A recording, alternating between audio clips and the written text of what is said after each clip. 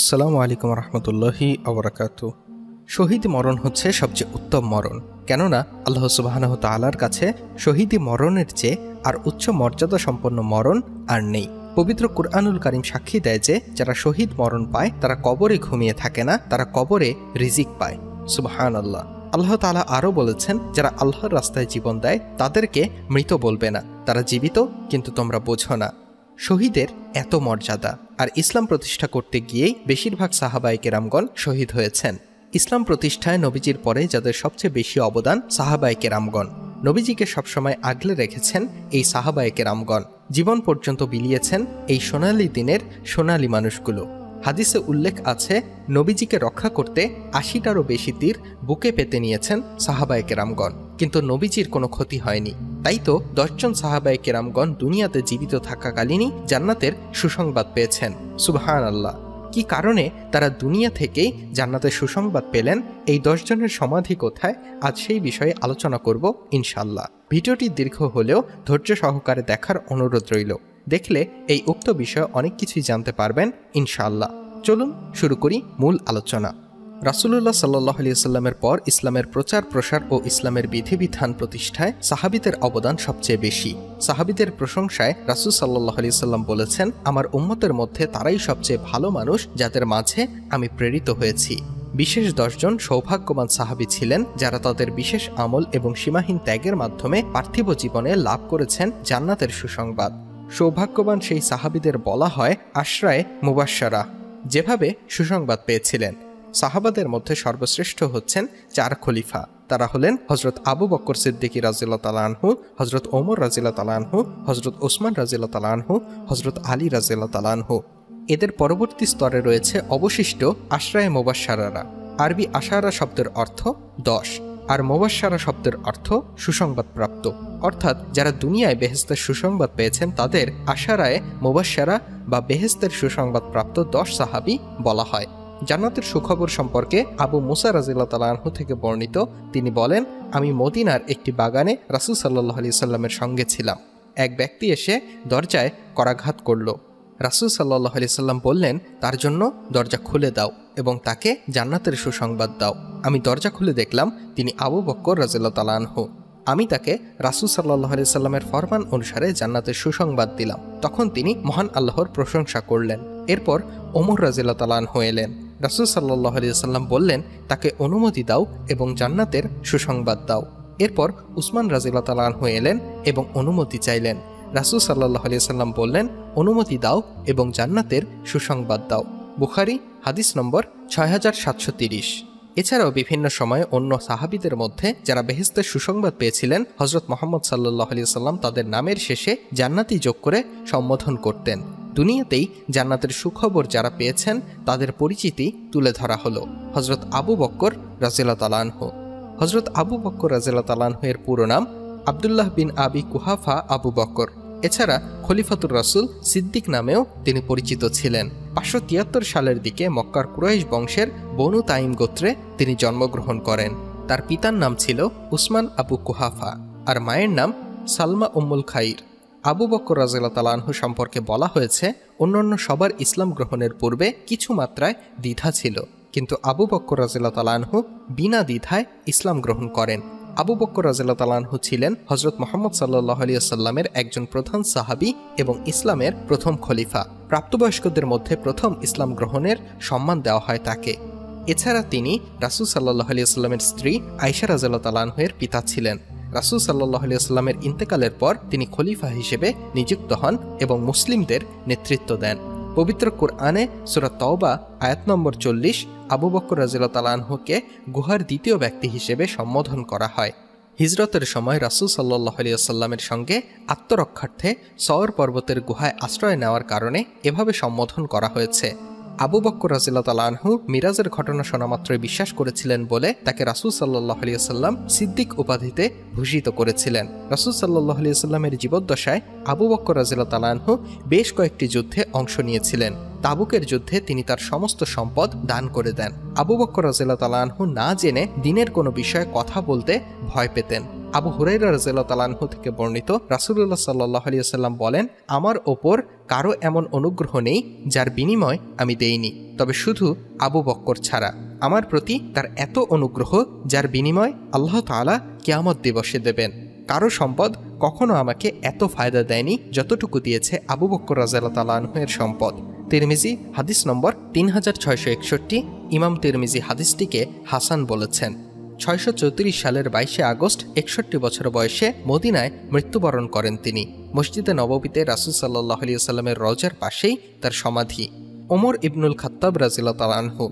ওমর রাদিয়াল্লাহু তাআলা আনহু এর পুরো নাম ওমর ইবনুল খাত্তাব। এছাড়া আমিরুল মুমিনিন ও ফারুক নামেও তিনি পরিচিত ছিলেন। 577 খ্রিস্টাব্দে মক্কার কুরাইশ বংশের বনু আদি গোত্রে জন্মগ্রহণ করেন। তার পিতার নাম খাত্তাব ইবনে নুফাইল এবং মাতার নাম হান্তামা বিনতে হিশাম। ওমর রাদিয়াল্লাহু তাআলা আনহু 616 সালে 39 বছর বয়সে ইসলাম গ্রহণ করেন। তিনি ছিলেন ইসলামের দ্বিতীয় খলিফা এবং প্রধান সাহাবীদের মধ্যে অন্যতম। আবু বকর রাদিয়াল্লাহু তাআলা আনহু ইন্তেকালের পর তিনি দ্বিতীয় খলিফা হিসেবে নিযুক্ত হন। ইসলামী আইনের একজন অভিজ্ঞ আইনজ্ঞ ছিলেন তিনি। ন্যায়ের পক্ষাবলম্বন করার কারণে তাকে আল ফারুক অর্থাৎ সত্য মিথ্যার পার্থক্যকারী উপাধি দেওয়া হয়। আমিরুল মুমিনিন বা বিশ্বাসীদের নেতা উপাধিটি সর্বপ্রথম তার ক্ষেত্রে ব্যবহৃত হয়েছে। উমর রাদিয়াল্লাহু তাআলা আনহু এর ইসলাম গ্রহণের পর প্রকাশ্যে কাবার সামনে নামাজ আদায় করাতে মুসলিমরা আর বাধার সম্মুখীন হয়নি। ইসলাম গ্রহণের পর গোপনীয়তা পরিহার করে প্রকাশ্যে তিনি মুসলিমদের নিয়ে বাইরে আসেন এবং কাবা প্রাঙ্গণে উপস্থিত হন। সেদিন হযরত মুহাম্মদ সাল্লাল্লাহু আলাইহি ওয়াসাল্লাম তাকে ফারুক উপাধি দেন।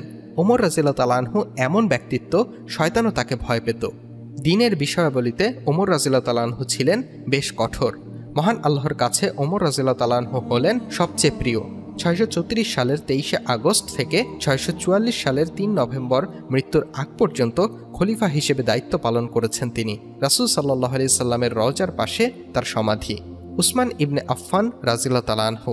উসমান রাদিয়াল্লাহু তাআলা আনহু জিন নুরাইন, 2 নূরের অধিকারী, আল গনি অর্থাৎ উদার, আমির আল মুমিনুন নামেও পরিচিত ছিলেন। 576 সালে তিনি কুরাইশ বংশের উমাইয়া শাখার জন্মগ্রহণ করেন। তার ঊর্ধ্বপুরুষ আব্দে মান্নাফে গিয়ে হযরত মুহাম্মদ সাল্লাল্লাহু আলাইহি ওয়াসাল্লামের বংশের সঙ্গে মিলিত হয়েছে। তার পিতার নাম আফফান ইবনে আবি আল আস এবং মাতার নাম আর ওরা বিনতে কুরাইজ। উসমান রাদিয়াল্লাহু তাআলা আনহু আস-সাবিকুনাল আউয়ালুন অর্থাৎ প্রথম পর্বে ইসলাম গ্রহণকারী। তখন তার বয়স ছিল 30-এর উপরে। তিনি ছিলেন ইসলামের তৃতীয় খলিফা। খলিফা হিসেবে তিনি 4 জন খোলাফায়ে রাশিদিনের একজন। তিনি সেই 6 জন সাহাবীর মধ্যে অন্যতম যাদের ওপর হযরত মুহাম্মদ সাল্লাল্লাহু আলাইহি ওয়াসাল্লাম আজীবন সন্তুষ্ট ছিলেন। উসমান রাদিয়াল্লাহু তাআলা আনহু রুমা নামক কূপ খরিদ করে মুসলমানদের জন্য ওয়াকফ করেছিলেন।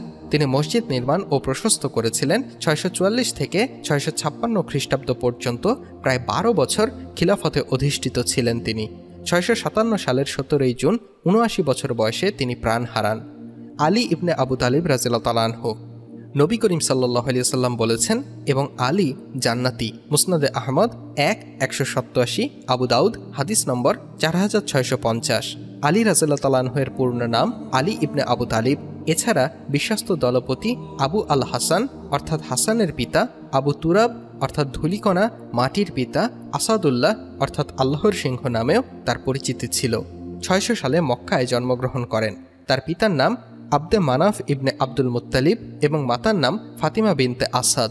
তিনি মক্কার বিখ্যাত হাশেমি বংশে জন্মগ্রহণ করেন এবং হযরত মুহাম্মদ সাল্লাল্লাহু আলাইহি ওয়াসাল্লামের চাচাতো ভাই ছিলেন। রাসূলুল্লাহ সাল্লাল্লাহু আলাইহি ওয়াসাল্লাম নবুয়তের শুরুতেই মাত্র 10 বছর বয়সে হযরত আলী রাদিয়াল্লাহু তাআলা আনহু ইসলাম গ্রহণ করেন। বালকদের মধ্যে তিনিই সর্বপ্রথম ইসলাম গ্রহণ করেন। তিনি ছিলেন একজন অকুতোভয় যোদ্ধা।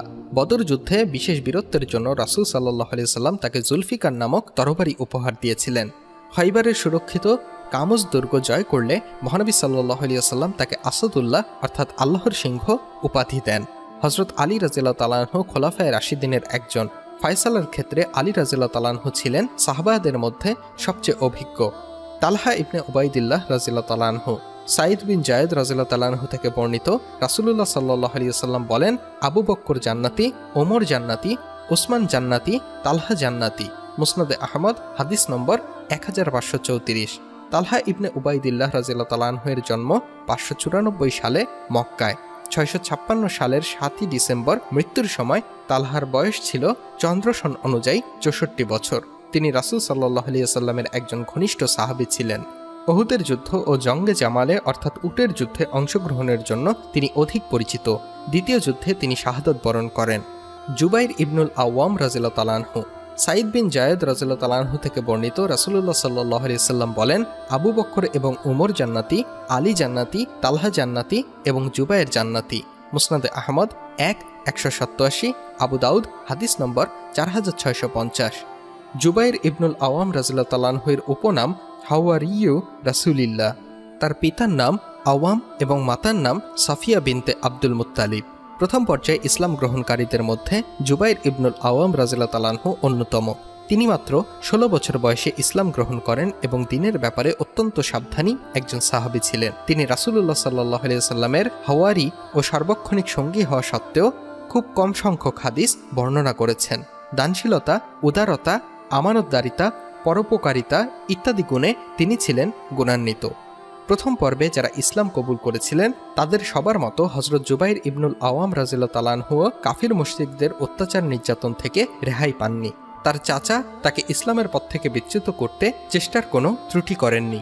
অবশেষে দ্বীন ও ইসলাম রক্ষার তাগিদে জন্মভূমির মায়া ত্যাগ করেন। তিনি হাবশায় হিজরত করেন। হাবশায় কিছুকাল অবস্থান করেন, অতঃপর ফিরে আসেন মক্কায়। রাসূলুল্লাহ সাল্লাল্লাহু আলাইহি ওয়াসাল্লাম মদিনায় হিজরত করার পর তিনি মদিনায় হিজরত করেন। মক্কায় অবস্থানকালে রাসূলুল্লাহ সাল্লাল্লাহু আলাইহি ওয়াসাল্লাম হযরত জুবাইর ইবনুল আওয়াম রাদিয়াল্লাহু তাআলা আনহু এবং তালহা রাদিয়াল্লাহু তাআলা আনহু এর মাঝে দ্বীনী ভ্রাতৃত্ব স্থাপন করে দিয়েছিলেন।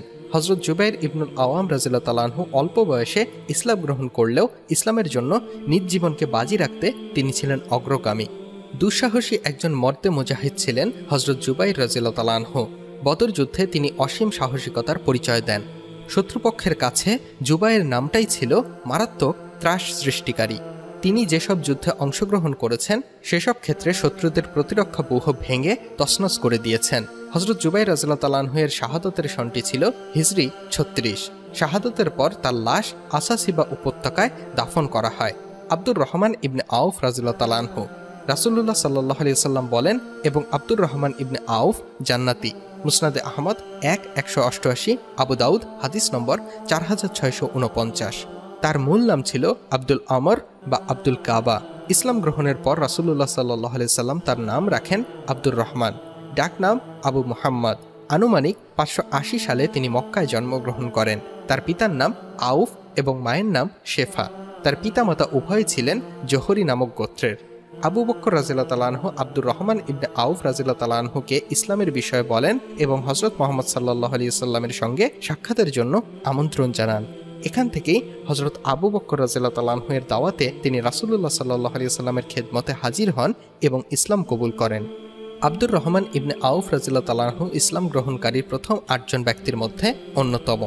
আব্দুর রহমান রাদিয়াল্লাহু তাআলা আনহু এর বিচক্ষণতার জন্য তার সিদ্ধান্তের কারণে অনেক বড় বড় দুর্ঘটনা থেকেও মুসলিম সমাজ রক্ষা পেয়েছে, যুদ্ধে বিজয়ী হয়েছে।